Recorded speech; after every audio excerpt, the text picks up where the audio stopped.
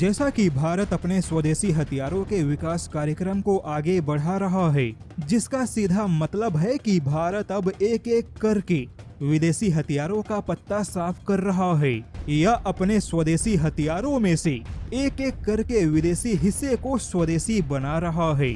लेकिन भारत के ऐसे प्रयासों से इजराइल और फ्रांस को बड़ा झटका लगा है।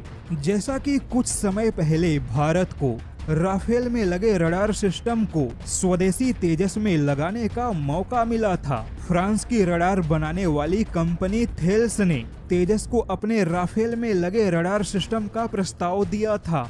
हालांकि भारत के लिए यह प्रस्ताव इजराइल के रडार के प्रस्ताव से कहीं ज्यादा अच्छा था, लेकिन भारत ने फ्रांस के थेल्स को छोड़ इजराइल के रडार सिस्टम को तेजस में लगाने का फैसला किया, क्योंकि भारत पहले से ही अपने जगुआर लड़ाकू जहाजों के लिए इसी इजराइल के रडार सिस्टम का उत्पादन और इस्तेमाल दोनों कर रहा था। यानी कि इजराइल का जो रडार सिस्टम जगुआर में इस्तेमाल हो रहा था, भारत ने वही रडार सिस्टम तेजस में लगा दिया।